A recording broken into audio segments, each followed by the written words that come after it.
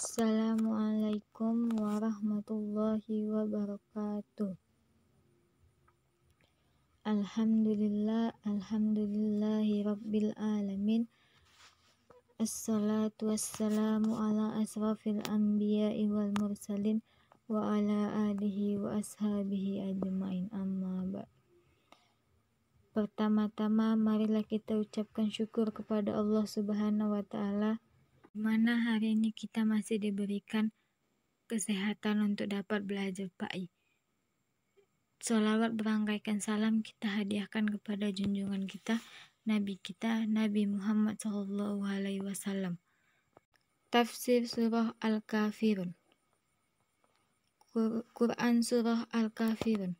Qul ya ayyuhal kafirun la a'budu ma ta'budun wala antum a'abiduna ma a'bud wala ana a'abidu ma abattum wala antum a'abiduna ma a'bud lakum dinukum waliyadin, yang artinya, katakanlah hai orang-orang yang kafir, aku tidak akan menyembah apa yang kamu sembah, dan kamu bukan penyembah Tuhan yang aku sembah, dan aku tidak pernah menjadi penyembah apa yang kamu sembah, dan aku tidak pernah pula menjadi penyembah Tuhan yang aku sembah.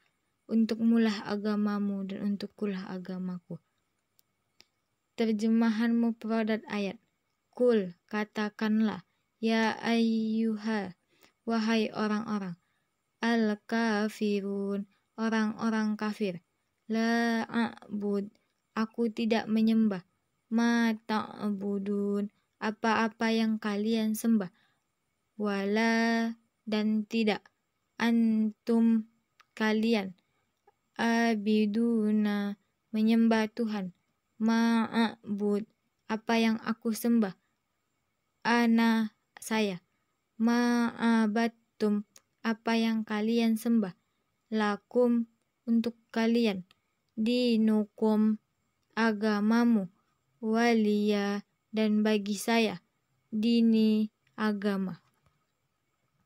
Asbabun nuzul surah Al-Kafirun. Surah Al-Kafirun terdiri dari 6 ayat dan surah ke-109 di dalam Al-Quran. Merupakan surah Makkiyah, diturunkan sebelum hijrah.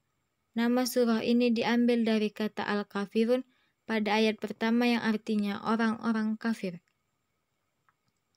Asbabun nuzul surah ini karena orang-orang kafir Quraisy memberikan tawaran kepada Rasulullah SAW. Mereka menyatakan bersedia menyembah Allah selama 1 tahun dengan syarat Rasulullah SAW juga harus bersedia menyembah Tuhan mereka selama 1 tahun berikutnya. Demikian bergiliran.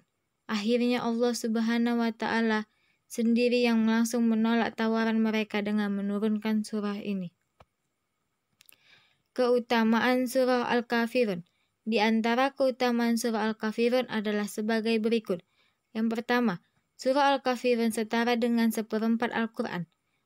Rasulullah SAW bersabda, Qul ya ayyuhal kafirun, setara dengan 1/4 Al-Quran.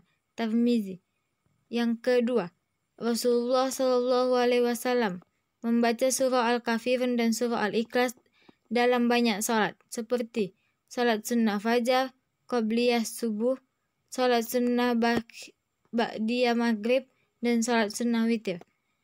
Menurut Abu Hurairah radhiyallahu anhu, Nabi SAW melaksanakan salat 2 rakaat atau sunnah fajar dengan membaca Qul ya ayyuhal kafirun dan Qul huwallahu ahad. Yang ketiga, disunnahkan membaca surah Al-Kafirun sebelum tidur. Rasulullah SAW bersabda, bacalah Qul ya ayyuhal kafirun sampai selesai lalu langsung tidurlah.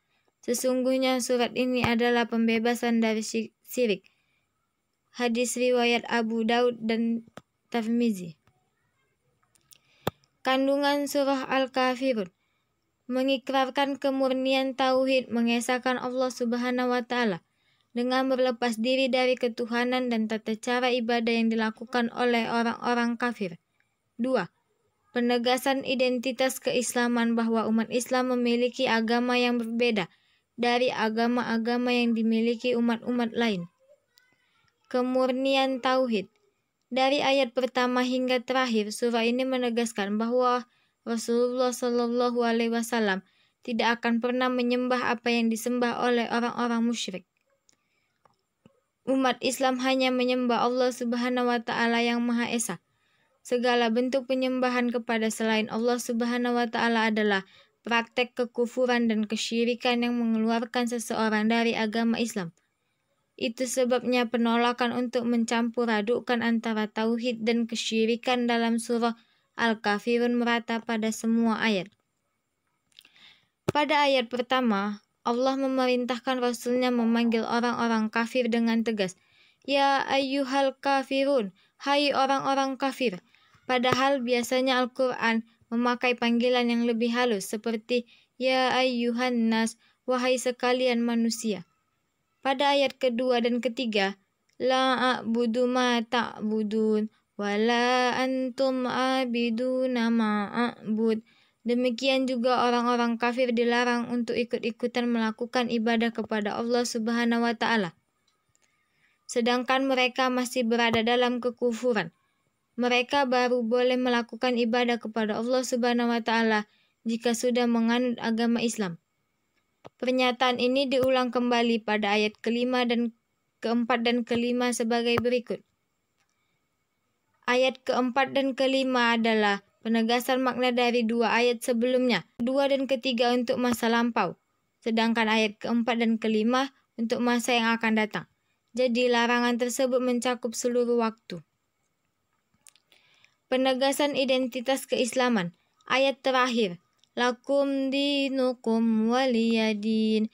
Bagi kalian agama kalian dan bagiku agamaku. Merupakan penegasan tentang identitas keislaman. Ayat ini senada dengan firman Allah Subhanahu wa taala. Jika mereka mendustakanmu, katakanlah, bagiku pekerjaanku dan bagimu pekerjaanmu. Kamu terlepas diri terhadap apa yang aku kerjakan dan aku pun berlepas diri terhadap apa yang kamu kerjakan. Quran Surah Yunus ayat 41. Tugas 1. Tuliskan surah Al-Kafirun beserta artinya ayat 1 sampai dengan 6. 2. Buatlah 5 inti ilmu yang kamu dapat dari materi tafsir surah Al-Kafirun. Sekian pelajaran PAI. Assalamualaikum warahmatullahi wabarakatuh.